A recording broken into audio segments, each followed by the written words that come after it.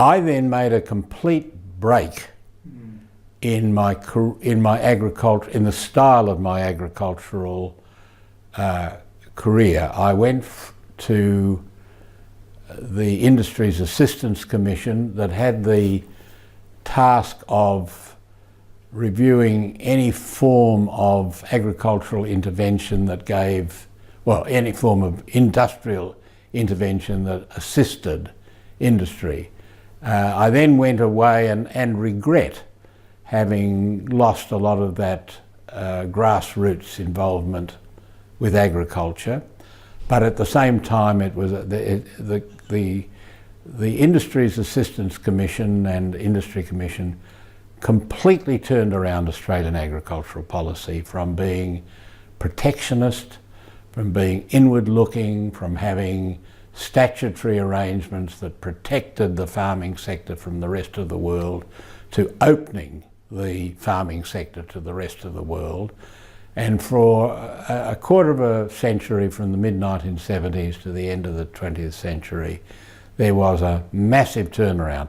Now that took place in the context of a massive turnaround of economic industry policy generally. It wasn't restricted to agriculture, but the what is now the Productivity Commission played a pivotal role in that, and I'm extremely glad to have had that involvement. It was a very, very different involvement than I had in Western Australia, but one that I think I can look back on, and so I'm glad. I wasn't the only participant in that, of course. There were some great heroes. The first person I worked with in any depth there was Sir John Crawford, who was one of the father figures of agricultural policy and formation in Australia. He was kind of on his way out there. He was an old man, but I worked with him in 2 or 3 big inquiries into rural reconstruction, dairy policy. There were some other giants there. Alf Rattigan, who was the original chairman of the Industries Assistance Commission, was one of those guys that took on the establishment of this inward-looking policy thinking to trying to move us out to face the rest of the world and to trade with the rest of the world.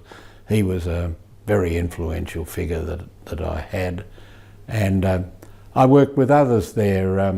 The person who probably was instrumental in my appointment was Professor Fred Gruen, who was also one of those kind of founding father figures in the industry, in the agricultural economics industry in the 1950s, and I worked with Fred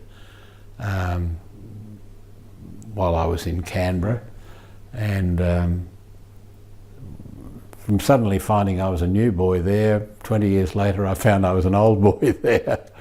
And I retired from there in 1994 and then moved into some part-time consulting, which was also fun. I kind of felt, I had 17 years of part-time consulting, largely with a group called the Centre for International Economics, although I did some other work. And I really, looking back on it, thought I had a charmed career. I had 12 or 15 years working in academia. I had 20 years working in government policy, and then I had another 17 years part-time working, I suppose you can call it private enterprise, because but it was really doing a lot of work that was really allied to agricultural policy.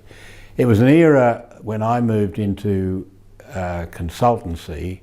Australia had just embraced what was called national competition policy, which was a policy adopted by the Commonwealth and the states to review all legislation and to take out all features of policy which restricted competition unless it could be demonstrated that it was in the public interest to keep it.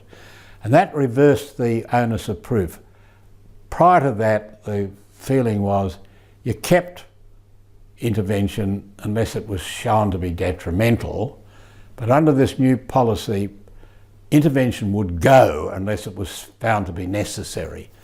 And that involved the review of some 2,000 pieces of legislation, which for somebody coming out of the Industry Commission at that stage was a bit of a milch cow to go in and do. So we did a lot of work for the states, for the Commonwealth, in fisheries legislation. I had to learn a lot of fisheries economics, and we did a lot of work in dairying, sugar. I've often thought that I went into agricultural economics at the height of intervention of dairy policy and sugar policy. I left having been co-author of 2 reports which killed a lot of that. Didn't kill intervention, but it killed the stultifying intervention in both the dairy and the sugar industry, which largely liberated them to grow and develop and become internationally very competitive.